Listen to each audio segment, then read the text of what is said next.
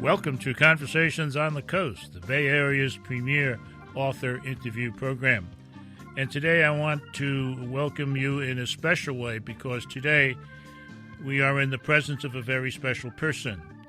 He is a man of courage, a man of perseverance, and a man who understands what love is really all about. He is Izzeldin Abuelaish, and he has written a book that if you have the intelligence and the smarts to go get it, you'll never forget. The title of the book is I Shall Not Hate. The subtitle will explain it a bit. A Gaza doctor's journey on the road to peace and human dignity. The publisher is Walker & Company. Welcome. Thank you for coming. Thank you so much. Thank you. The other way that we can describe you, besides these lofty qualities, which I'm being very honest about, is you can also be described as a man who has one leg in Palestine and the other in Israel, an unusual stance in this region, you say. How does this come about? This comes being a Palestinian who was raised and born in the refugee camp, and to open my eyes in 1967 after the 6 Days War with the occupation, and to understand the other. What do we call the other? And what my daughter Bisan later on, at the age of 14, when I sent her to Creativity for Peace Camp in New Mexico, Santa Fe. Right. There she said, I discovered how similar are we. And for me, when I said it, I mean it. One leg in Palestine and one leg in Israel. Palestinians and Israelis, we are one. And we look like conjoined twin. Yeah, there are with many one things. heart Yeah. and one brain. We are breathing one heart and one mind to think of. And through medicine, where I felt it and practiced it, where we give hope to patients and to treat everyone without any discrimination. Are there many other people who would so describe themselves, 1 foot in Israel, 1 foot in Palestine, or is that the problem, that there aren't many?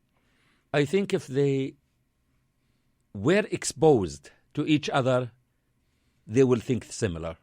And they will realize that the future of the Palestinians is linked to the future of the Israelis. The safety and security of the Israelis is linked to the safety and security of the Palestinians. And that's what I learned, and I urge everyone. I can say, sorry to say that, Jim, that here I can say, I am Palestinian, you are American. But there we have to say, we and ours. We as Palestinians and Israelis, and ours as Palestinians and Israelis. Your book takes us into Palestine with both legs, if you will. It takes us to something beyond what we get in this country, I think, through our media. And that is mostly it's a war zone. And people are doing violent things to one another, and many are dying seemingly all the time. But you take us somewhere else. You take us, for example, to a family life that is strong and loving and meaningful despite all the upset and despite all the violence. And that's what do we need. In every bad thing, there is something good. And always, why are we thinking of just the bad? Look at the good thing and enrich it, increase it, and at the end, in each of us, there is something good. And that's what do we need to look and find out in each of us and among us. One of the things when you were growing up that you really wanted very much to do was to get out, to get out of the Palestine in which you were born, the refugee camp, and that kind of thing. And you had a desire to be a doctor, and you felt, I think, that education and becoming a doctor would help you get away. No, I didn't want to leave Palestine. I wanted to be human and to build my life, to be freed from the suffering, from the deprivation and poverty, to feel respected, to get the means to succeed in life. And that's why I dreamed to be a medical doctor. And as an older son, you had that responsibility according to the culture. Yes, and that's why I dreamed to be a medical doctor. And this dream can be fulfilled or not for a Palestinian refugee, as many other children. Well, as you might expect, medical studies are hard. But in Gaza, in my opinion, not as hard as crossing the border. Stay tuned.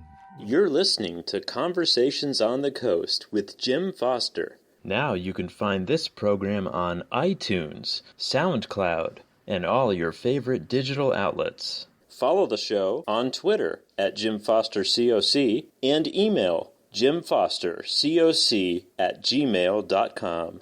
I Shall Not Hate, a very different title for a very different kind of book. The subtitle is A Gaza Doctor's Journey on the Road to Peace and Human Dignity. Izzeldin Abuelaish, he's the author. He's with us. The book is published by Walker and Company. And a very fine writer by the name of David Grossman has some wonderful things to say, and I'm going to read the comment in its entirety because it makes a lot of sense. I met Dr. Abuelaish just a few days after the loss of his 3 daughters. We faced each other as we were about to shake hands, and then, without much thought, we held each other in a warm embrace. It is so rare, I thought, in the debilitating and devastating area we inhabit, to meet a person like him, a man who, despite his own losses, continues his belief in humanity and its potential for good despite all. Though through his eyes I could see another way, a way the two nations could reach each other, could treat each other, a way that could extract what is good, special, and humane in both of them. I could see an alternative that could light up the great similarity of both people, one that gets denied and put down time and time again. This opinion, now so scorned and held in such contempt, suddenly sprang to life, embodied in the man I was watching. What's a lot of things interesting about his comment, but the thing that hit me was that in a way he's saying something extremely complimentary to you, that you are living the theory of peace that you espouse. And that's really quite laudatory. I am living the life of peace, not the theory of peace. It's not theory. No theory. It's not imagination. It's real, and we need everyone to live it.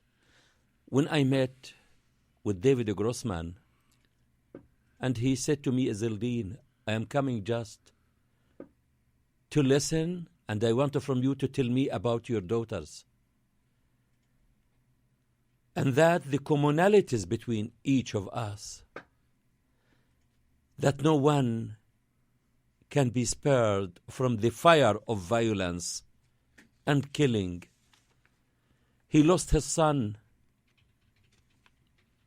in the dead time of negotiating ceasefire between Israel and Lebanon. And my daughters were killed in the dead time, in the last day of negotiating ceasefire. Human life is not a matter of negotiation. No. It's a matter of saving and immediate action.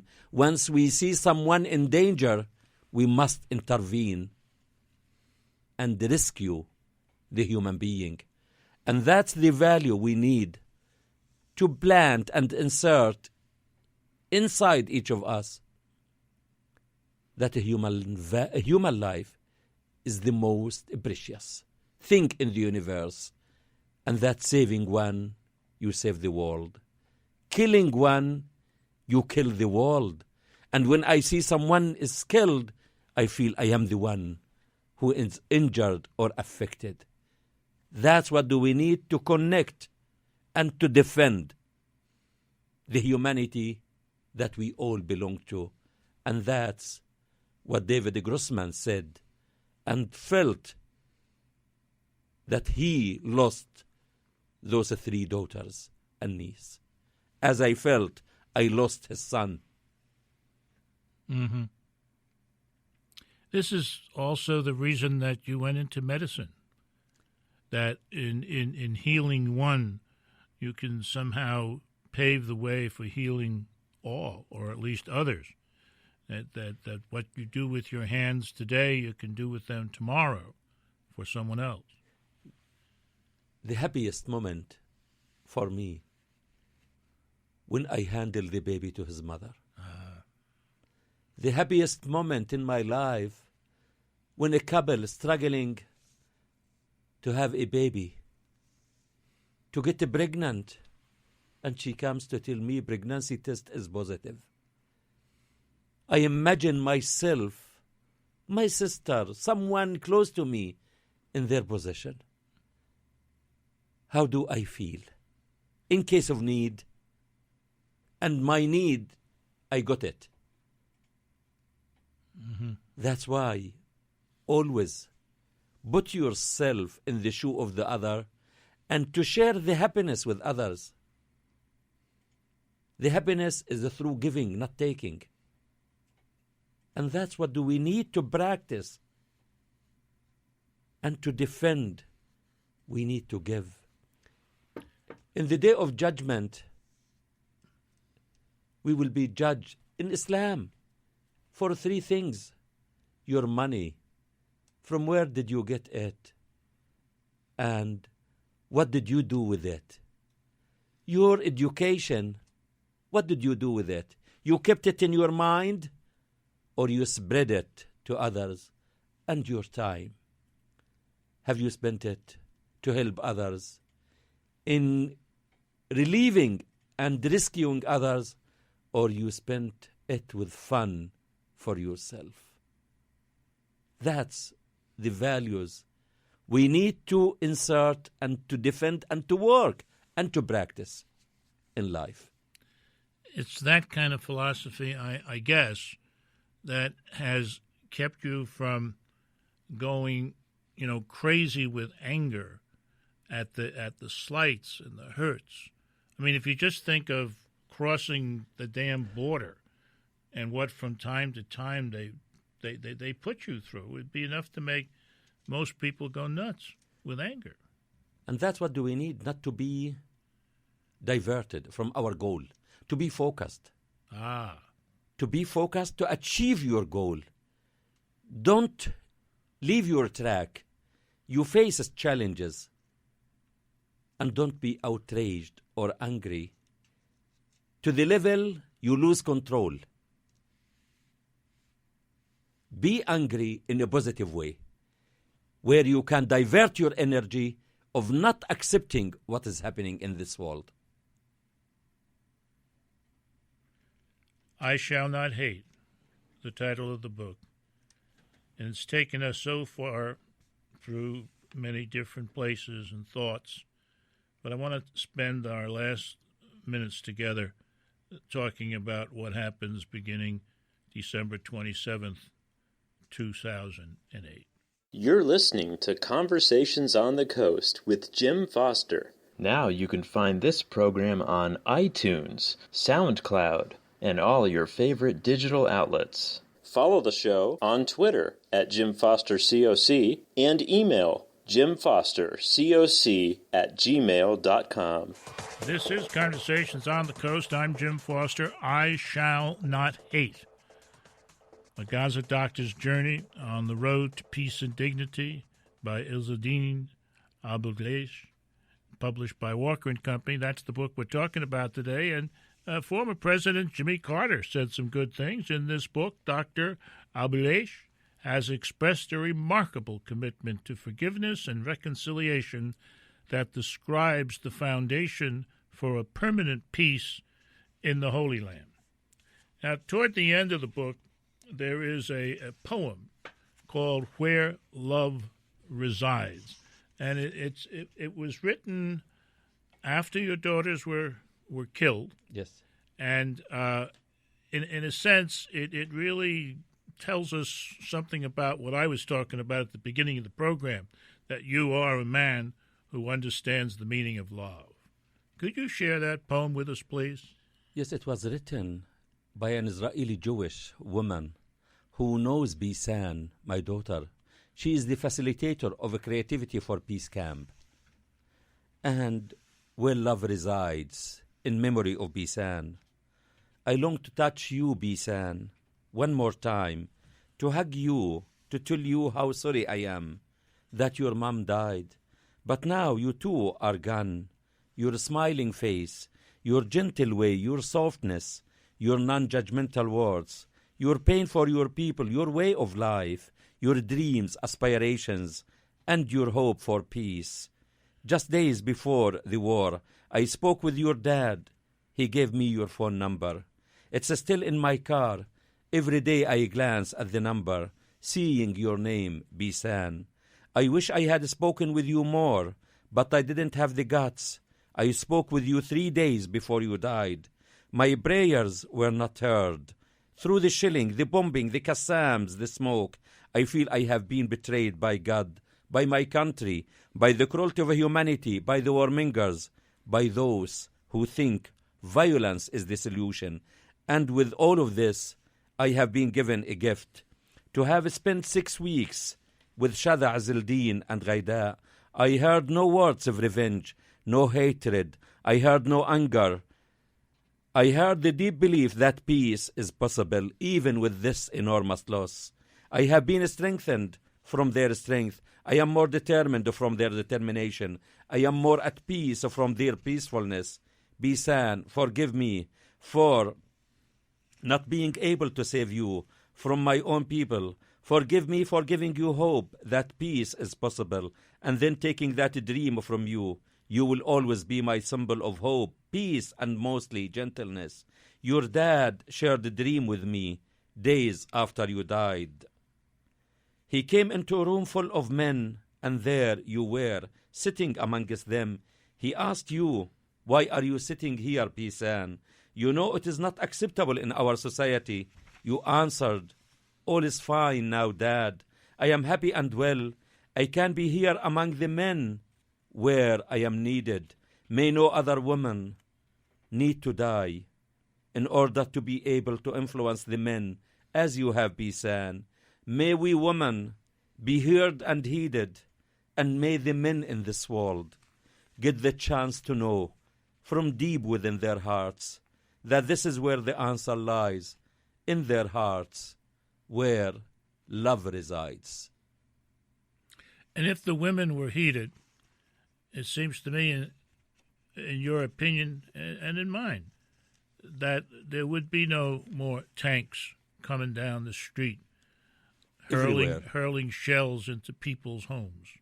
Everywhere, if women were heeded, if women were given their right role to practice their full potential, and I wrote it, give me 5 women in the world who were behind war, but you can find hundreds of men.